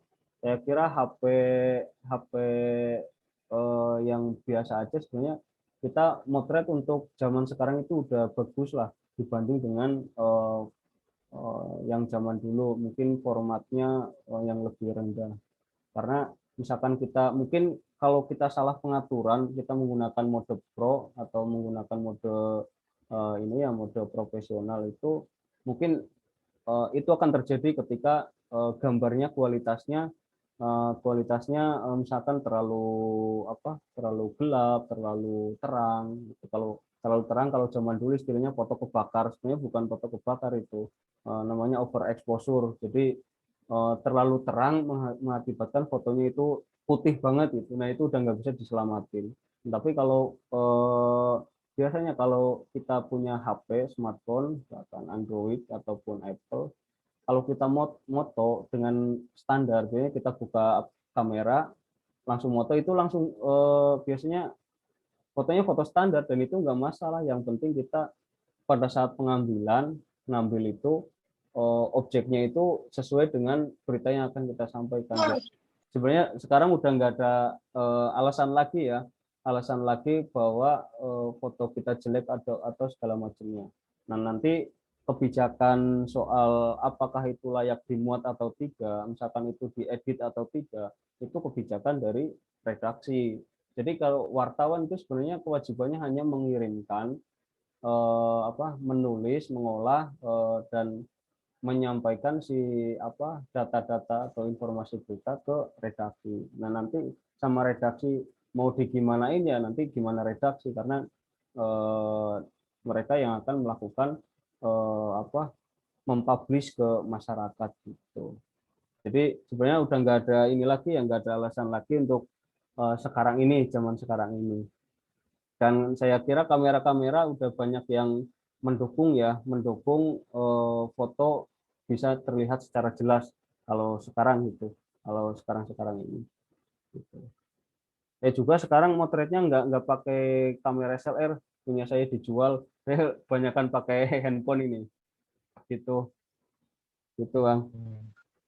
Berarti nanti edit ada bagiannya sendiri gitu Mas. Ya di redaksi gitu. Yang penting kita menyampaikan fotonya, foto kejadian, foto kegiatan atau segala macamnya sesuai yang relevan dengan itu, dengan berita. Ya, baik. Nah, kita lanjut ke pertanyaan yang ketiga dari Alvan Fanan. Izin bertanya Mas, kalau ingin memfoto human interest perlu izin dulu gak ya? Kalau izin ternyata objek tidak mengizinkan untuk dipublish, itu bagaimana solusinya gitu? Nah ini tantangan besar buat kita. Jadi memang foto itu tidak hanya sebuah seni untuk melukis atau menggambarkan atau merekam suatu kejadian. Nah, kita juga dituntut untuk melakukan seni dalam berkomunikasi. Nah, ini yang penting nih. Ini yang sangat penting, bahwa ketika kita motret mungkin satu daerah dengan daerah yang lain atau satu negara dengan negara yang lain itu berbeda aturannya. Misalkan kayak di Jepang kalau nggak salah, itu memotret orang tanpa itu sangat dilarang ya, tidak boleh. Berbeda dengan Indonesia, mungkin ketika kita tidak izin, kalau orangnya nggak tahu mungkin nggak masalah ya, nggak tahu nggak masalah. Tapi kalau orangnya tahu, kita bisa dituntut undang-undang ITE kan. Nah, dari pola itu, bahwa di Indonesia sebenarnya masih menggunakan tata krama, aslinya artinya kita harus izin dulu, atau setelah dipotret baru izin. Intinya seperti itu.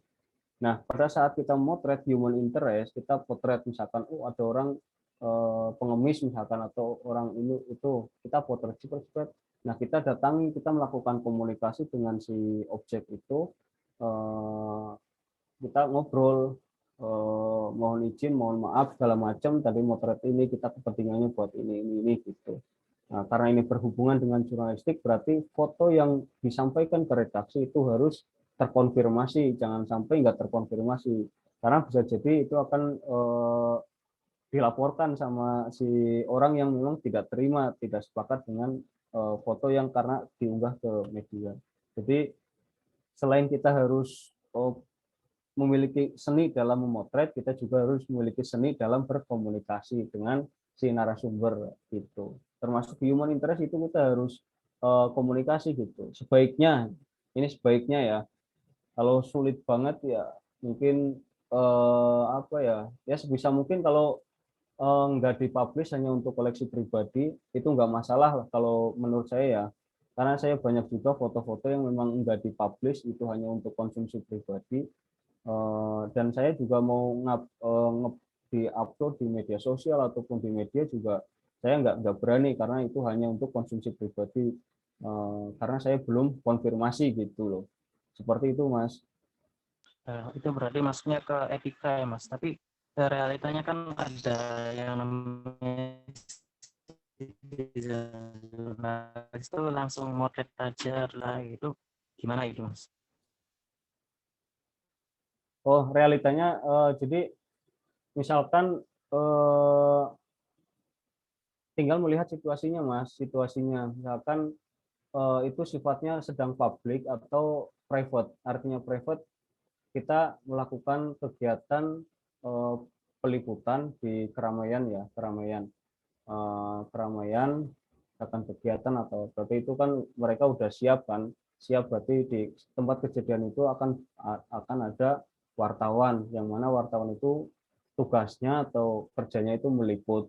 Nah, ketika sifatnya private itu misalkan dia sedang melakukan pekerjaan masing-masing, nah itu kan urusan private ya, pekerjaan ya, atau kegiatan di rumah segala macam. Nah itu kita harus bedakan itunya dulu. Ketika yang sifatnya publik, kegiatan publik, misalkan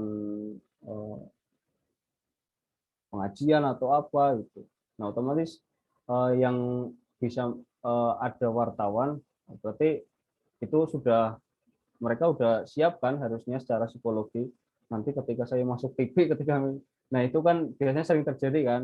Nah itu nggak sebenarnya nggak masalah. Makanya kadang di TV itu ketika ada konser atau apa pasti nanti nyorotnya yang cantik-cantik gitu. Biasanya seperti itu. Dan itu nggak terkonfirmasi.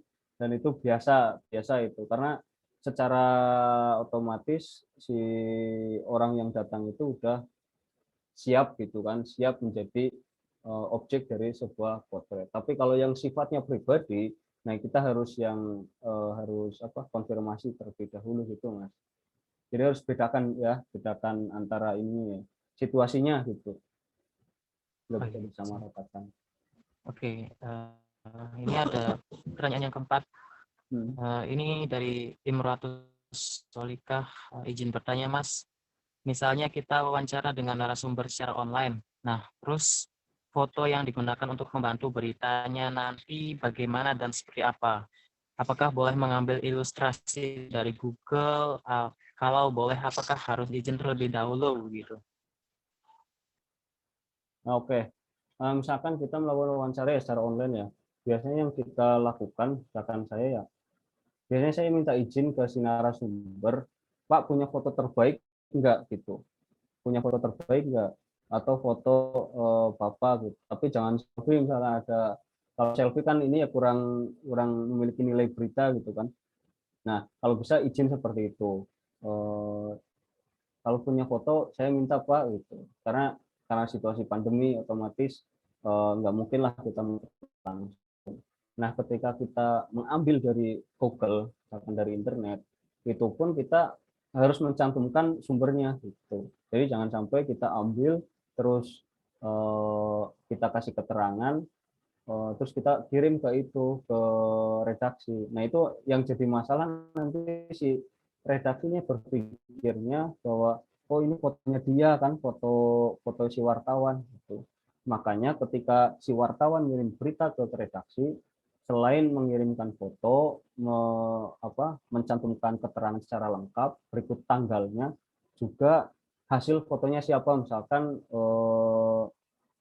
Witno gitu, Witno di foto Witno gitu kan, berarti itu fotonya Witno. Misalkan dia fotonya ambil dari internet, cantumkan sumbernya dari mana, dari Kompas, dari mana gitu.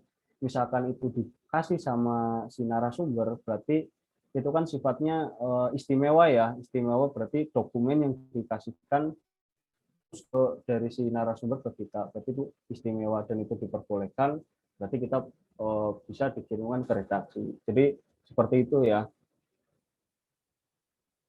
Oh ya, baik. Untuk peserta apakah ada pertanyaan lagi atau perspektif baru gitu terkait dengan fotografi jurnalistik, atau yang bertanya ingin menanggapi mungkin bisa dipersilakan gitu. Kita maksimalkan sampai jam 12.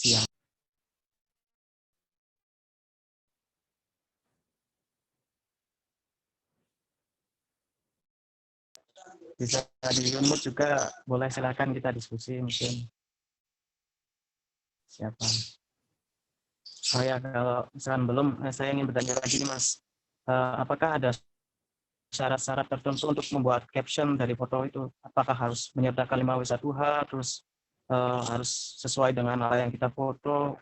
Karena terkadang ada peristiwa yang memang foto itu berbeda dengan tulisannya begitu Mas, tidak sinkron begitu. Coba diulangi pertanyaan tadi ini apa? Jumlahnya agak ini. Iya Mas. Ini kan apakah ada syarat-syarat tertentu ketika kita membuat caption dari foto itu tadi? Apakah harus menyertakan unsur 5W1H dan lain sebagainya begitu? Karena ada fakta juga foto itu berbeda dengan captionnya, itu tidak sinkron gitu. Fotonya apa, terus isinya beritanya itu apa begitu Mas?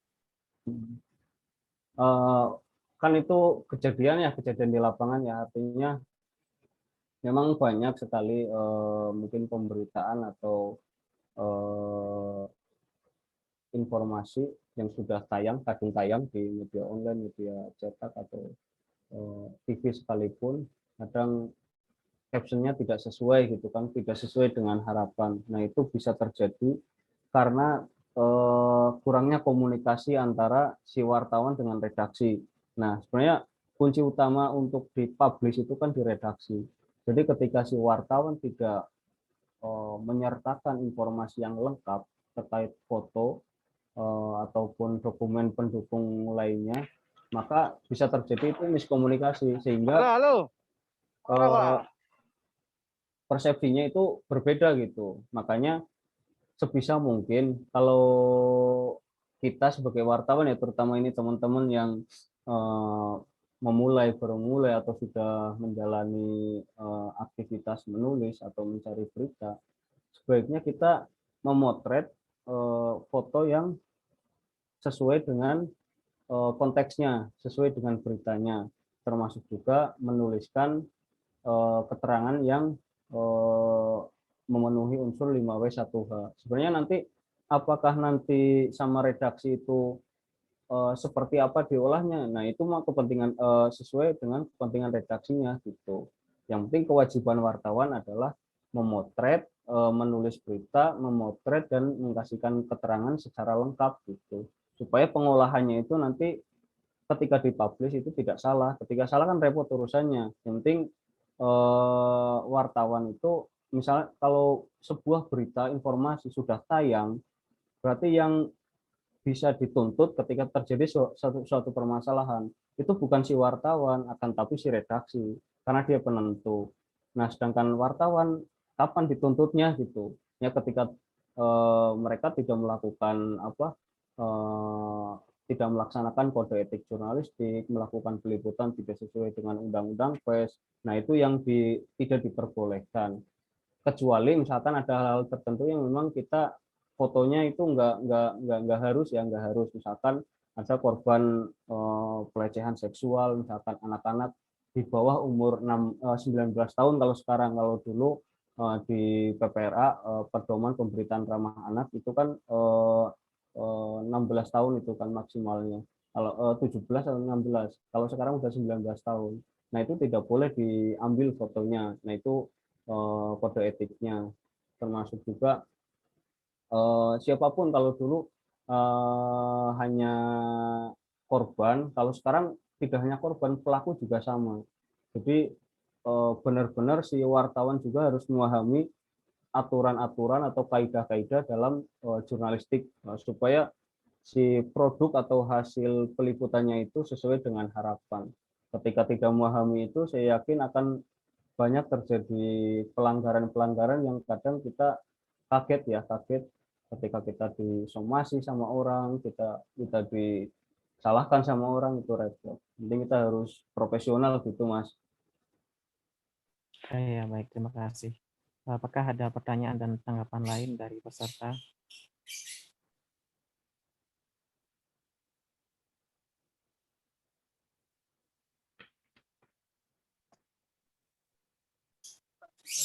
Boleh, silakan di mute langsung gitu.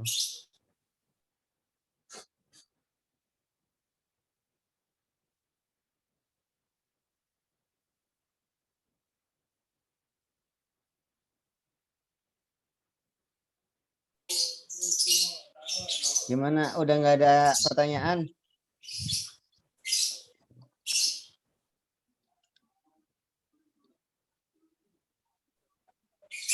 Ya, kalau belum ada saya lanjutkan ini, Mas. Kalau jurnalis investigasi sendiri itu bagaimana memotret fotonya, Mas? Kalau ingin menyelidiki itu kan pasti bisa kena kasus itu sangat riskan sekali itu, Mas, dalam meliput ataupun memotret. Apakah ada etikanya juga itu? Nah, itu biasanya pengecualian, Mas, pengecualian kalau investigasi. Kalau investigasi itu kan kita kan sembunyi-sembunyi ya. Bahkan saya pernah membaca siapa itu Arba'in Rambe, salah satu fotografer tokoh fotografer jurnalistik dari Kompas. Dia itu kemana-mana itu nggak pernah dia punya banyak ID card. Jadi ketika datang ke satu wilayah atau tertentu gitu, dia ngakunya dari wartawan mana, wartawan A, B, dia bukan ngakunya bukan dari Kompas, artinya dia juga menutupi identitas dia kan, untuk bisa gimana caranya mengambil foto supaya bisa ini ya, bisa sesuai dengan investigasinya. Jadi, nah itu ada pengecualian ya memang. Cuman kan memang cukup sulit dan memang perjalanannya cukup panjang kalau untuk melakukan investigasi. Pada prinsipnya si wartawan ya, pada prinsipnya si wartawan itu ketika dia memiliki banyak foto yang yang mendukung sebuah pemberitaan, nah kita bisa serahkan semuanya ke redaksi. Nanti redaksi akan memilih. Jadi ini redaksi memang harus benar-benar paham ya, harus benar-benar paham terhadap mana yang harus ditampilkan, dan ditampilkan ini akan berefek pada orang melakukan somasi apa enggak, atau orang melakukan sanggahan atau enggak, atau orang melakukan hak jawab atau gimana. Nah itu kan banyak pertimbangannya di redaksi. Jadi ketika si wartawan melakukan investigasi, investigasi terutama melalui foto, kan nggak tentu semuanya terdokumentasikan. Makanya kadang kayak di Tempo itu kan banyak menggunakan ilustrasi ya, ilustrasi gambar itu kan. Karena untuk itu pun sulit kan, untuk memotret pun sulit. Jadi ketika wartawan, jadi sih boleh-boleh saja melakukan ini ya, pemotretan dia tidak izin dulu segala macam, itu pengecualian ya khusus investigasi karena itu untuk mendukung. Apalagi yang sifatnya itu sangat penting untuk kemaslahatan bersama itu nggak masalah gitu. Misalkan kasus korupsi apa segala macam itu nggak masalah pengambilan foto-foto seperti itu ketika dimuat. Itu Mas. Ya, baik. Ini ada satu pertanyaan lagi dari ini. Mas Saiful, mungkin bisa langsung disampaikan atau bagaimana?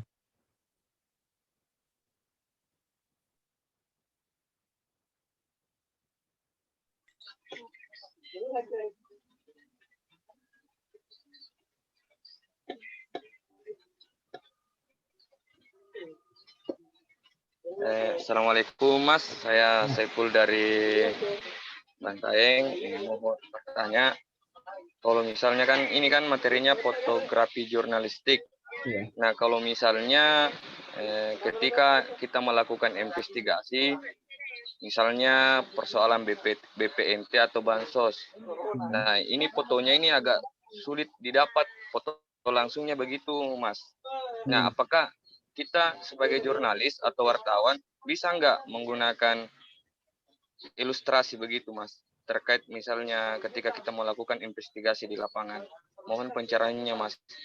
Assalamualaikum warahmatullahi wabarakatuh.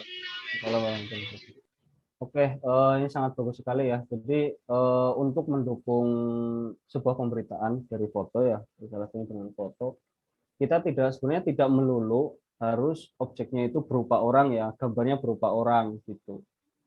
Kadang kita hanya dengan memotret sebuah bangunan pun yang tidak ada orangnya gitu kan, tidak ada orangnya, itu bisa udah menambah sebuah sebuah ini ya, nilai berita gitu. Jadi ketika misalkan tadi berhubungan dengan kasus BPNT atau PKH dan segala macamnya gitu kan. Nah, kita bisa potret untuk pendukungnya, misalkan rumahnya si korban gitu kan, karena dia tidak dapat, dia bisa foto apa namanya yang biasa sebelumnya diterima, pakai apa, kantong beras yang ada tulisannya PKH atau BPNT, itu bisa. Atau juga misalkan karena itu lembaga, berkaitan dengan lembaga, bisa foto sekretariatnya, sekretariat PKH, BPNT, dan segala macamnya. Sebenarnya intinya itu masih berhubungan. Syukur-syukur seperti itu kita bisa motret langsung yang masih ada hubungannya. Ketika sama sekali tidak ada, mungkin nanti redaksi akan berpikir, oh ini karena nggak ada sama sekali, ya udahlah pakai ilustrasi gitu kan.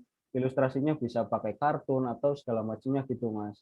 Nah, jadi kita mau kalau kita melakukan peliputan, ambil aja foto sebanyak-banyaknya, sebanyak mungkin gitu. Takutnya si ketika redaksi menanyakan, ini ada foto ini enggak sih?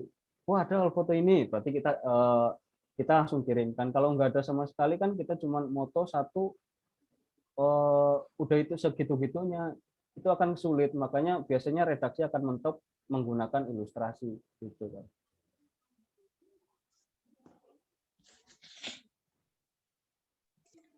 Sip. Wow. Udah semua ya? Tidak ada pertanyaan lagi kan? Nah, nanti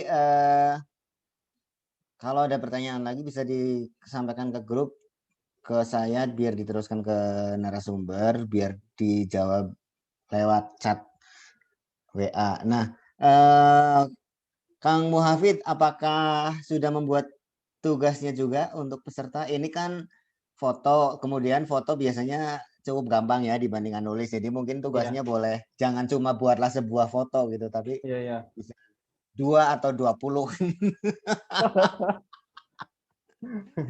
Oh iya. Sudah apa susunan kata-katanya bisa sudah dibuat, bisa juga disampaikan. Oh ya, kalau tugasnya dari saya gampang sih, tinggal foto, coba teman-teman foto sebuah apa mungkin peristiwa atau seseorang tokoh yang memang yang masih berhubungan dengan NU. Misalkan di kecamatan siapa ketua NU-nya, misalkan di kabupaten mungkin siapa ketua tokoh NU, atau potret pesantren, intinya foto yang memang berhubungan dengan NU dan itu bisa yang memiliki nilai berita. Itu Kang tugasnya Kang. Ya. Oke. Nah, Satu buah aja Pak Cuk? 3. ya mungkin kalau foto yang berkaitan KNU-an, terus kalau bisa lagi yang berhubungan, kalau kebudayaan sulit ya sekarang ya karena masa pandemi. Ya mungkin ke human interest lah karena dampak COVID, misalkan intinya human interest silakan di itu sama dikasih keterangannya. Jangan lupa konfirmasi ya kalau human interest. Sip. Oke deh, jadi tugasnya hari ini cukup gampang. Nanti saya rapikan untuk dibagikan ke grup. Ya. Kira-kira ada lagi, tidak ada pertanyaan? Kalau tidak ada, kata-kata penutup atau ada lagi yang disampaikan 1 atau 2 hal mungkin Kang Muhafid? Oh ya, intinya saya sebagai salah satu yang dibesarkan dari NU online ya. ilmunya banyak dari teman-teman NU online, terus dan belajar foto juga terinspirasi dari dulu Kang Abdullah Alawi bawa kamera dan saya pengen punya dan saya beli. Kalau teman-teman untuk karena ini menulis dan memotret moto itu kalau dalam agamanya itu ilmu hal, ilmu yang dipraktikkan. Jadi sering-seringlah mempraktekkan. Jadi kalau sering nulis, saya yakin tulisnya akan semakin bagus. Termasuk moto, ketika sering moto dan kita memahami komposisi, memahami segala macamnya, insya Allah lambat laun fotonya akan bagus lah gitu. Walaupun bagus itu nggak ada ininya ya, nggak ada pakemnya gitu kan, karena punya nilainya sendiri. Nah itu, jadi sering-sering ini latihan, jangan ini, sekalipun orang yang sudah profesional dia juga masih melakukan mungkin belajar, dia melakukan observasi, melakukan riset, apa ini yang harus difoto gitu kan, karena kita di dunia menulis sama motret itu kan sangat erat sekali dengan seni ya. Jadi yang namanya seniman itu harus menunjukkan hal-hal yang baru. Jadi ini calon-calon seniman ini Kang harus menciptakan sesuatu yang baru-baru terus gitu. Kita bukan buruh tani atau bukan buruh tinta ya, tapi kita seniman. Penulis itu seniman, bukan buruh tinta. Kalau buruh tinta mungkin yang ngangkutin tintanya ya. Gitu, Kang. Oke, spektakuler sekali. Terima kasih untuk Kak Muhammad yang sudah berbagi pada hari ini. Tepuk tangan. Woi. Saya senang sekali akhirnya walaupun mendadak bisa berjalan dengan baik sekali ya, dan teman-teman juga antusias. Satu hal yang penting yang sangat perlu juga dicatat untuk NU online sesungguhnya adalah layarnya landscape. Ya, oh ya, teman-teman. itu benar-benar itu harus di ini. Karena layarnya NU online bisanya landscape, jadi dengan seperti tadi dijelaskan berbagai kriterianya, kemudian sesuaikan juga dengan landscape-nya. Seperti itu. Terima kasih Ahmad Muhafid, Kang Ahmad Muhafid. Wih, dia ketua LTN dong. Amazing sekali ya. Teman-teman, hari ini kedatangan orang hebat loh sesungguhnya. Dan ilmu yang sudah diberikan pastinya sudah sangat menyempurnakan pengetahuan kita. Bahkan beberapa hal yang tadi saya belum tahu, hari ini saya juga tahu. Jadi saya tuh diam-diam tadi sambil tiduran dan menyimak. Oh gitu. Kayak denger radio bodol ya. Nanti karena ini direkam juga ditayangkan di YouTube saya. Wih. Siap. Terus terima kasih sekali lagi, terima kasih kesediaan waktunya, ilmunya sudah berbagi ya, lengkap sekali pada pagi hari ini. Terima kasih untuk teman-teman juga. Kita ketemu nanti di grup pendamping dan juga ketemu di ujian minggu depan. Jadi nanti boleh usul ujiannya minta apa gitu. Teman-teman. Terima kasih kamu Hafid. Sama-sama. Wassalamualaikum warahmatullahi wabarakatuh. Waalaikumsalam. Waalaikumsalam.